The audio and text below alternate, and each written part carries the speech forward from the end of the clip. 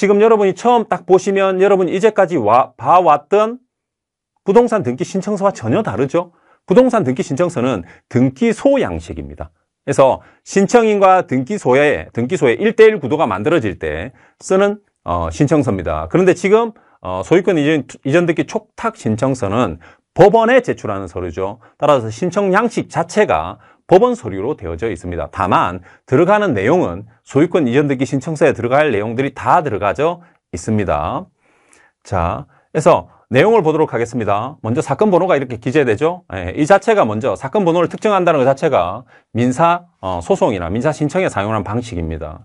자, 그 다음에 채권자가 이렇게 기재가 됩니다. 채권자. 이 사람이 경매를 신청한 자죠. 다음에 채무자입니다. 채무자. 이 사람이 집 소유자가 되겠습니다. 다음으로 매수인이 이렇게 있죠. 낙찰자입니다. 그죠? 낙찰자. 이런 형태로 당사자가 표시됩니다. 다음으로 부동산은 전부 다 별지로 뺍니다. 전부 다 뺍니다. 여러분들이 매각 허가 결정 등본을 받거나 기타 서류를 법원으로 받았을 때도 전부 다 별지 형태로 딸려 있습니다. 따라서 그것을 복사해서 사용하시면 됩니다. 사실. 그래서 여러분이 다 타이핑을 할 필요가 없습니다. 법원에서 받아온 그 명령서 등본 뒤에 전부 다 붙어 있습니다. 그래서 자, 이 사건에 관해서 매서인 누구누구는 차영수라고 되어 있죠. 지금 최고합동인데 이렇게 최갑동입니다. 오타입니다. 최갑동은 기원으로부터 매각 허가 결정을 받고 자 2013년 6월 8일 대금을 완납했습니다. 그죠? 완납했습니다.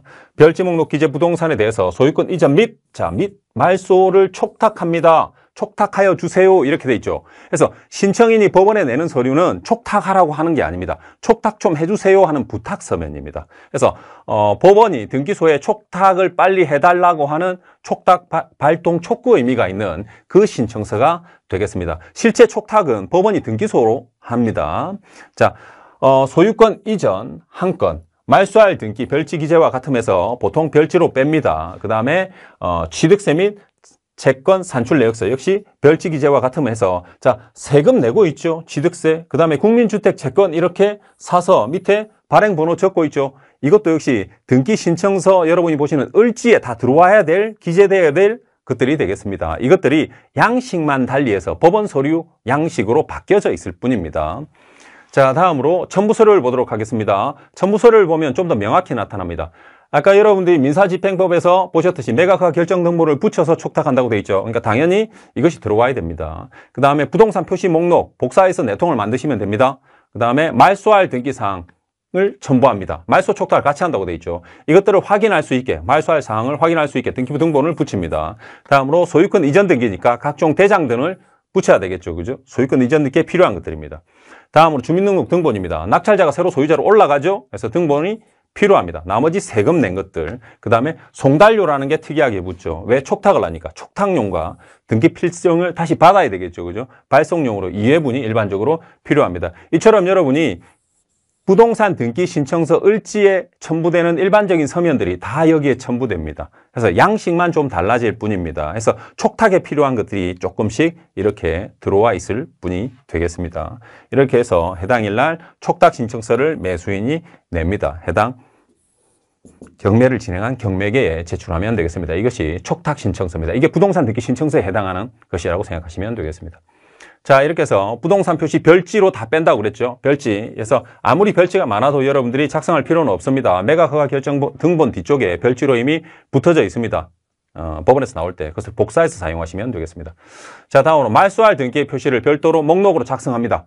목록으로 해서 목록을 세부 내지 내부로 사용하시면 되겠습니다. 자, 부동산 해당 표시를 해주고 말소할 목록을 적습니다. 갑구에 2개가 있네요. 이렇게. 그죠? 네, 갑구, 가압류와 강제경매가 게시됐습니다. 그 다음에 을구에 말소되는 건저당권이 있습니다. 총 3건이죠. 그죠? 해서 기본등록세 6,000원 곱하기 3 이렇게 해서 기본등록세를 내주면 되겠습니다.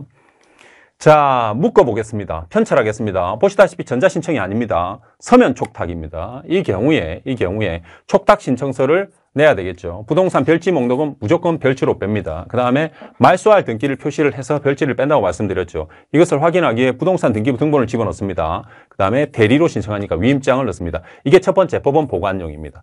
법원. 그래서 당사자가 자, 이런 구도로 만들어진다고 그랬죠. 당사자가 이렇게 있습니다. 죄송합니다.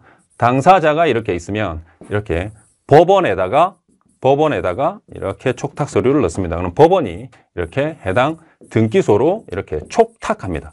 촉탁, 그죠? 촉탁합니다. 그러면 이 법원에서 심사해야 될 서류가 있고 등기소에서 실제 등기에 필요한 서류가 따로 있겠죠, 그죠? 그래서 세트가 이렇게 두 개가 나오는 겁니다. 법원 보관용, 등기소 송부용이 이렇게 나오는 겁니다. 자, 그러면 여러분 여기에서 보신 것은 법원 보관용 및 심사용이 되겠습니다. 다음으로 두 번째 묶음, 촉탁 신청서가 똑같이 갑니다. 자, 법원에서 등기소로 촉탁 신청서를 해줘야 되겠죠. 촉탁해 주세요. 신청서를 넣고 별지 목록과 말소할 등기일 표시를 똑같이 넣습니다. 왜? 말소 등기의 실행은 또 똑같이 등기소에서 해주기 때문에 그렇습니다. 여기에 세금과 각종 국민주택 채권 등기에 필요한 모든 것들이 여기에 다 들어갑니다. 아시겠죠? 예, 등기소에서 이루어져야 되기 때문에. 다음으로 주민등록 초본도 여기에 들어갑니다. 왜? 새로운 낙찰자가 등기 권리자로 입력이 돼야 되겠죠. 소유자로. 따라서 주민등록 초본이 여기에 들어갑니다. 그 다음에 대장 등 이런 것들이 여기에 다 들어갑니다. 이 모든 것들이 뭡니까? 전부 다 소유권 이전 등기 신청할 때 필요한 첨부 서면들이 되겠습니다. 이것들이 두 번째 세트인 바로 법원에서 등기소로 쏴주는 이 두 번째 묶음에 들어간다고 보시면 되겠습니다.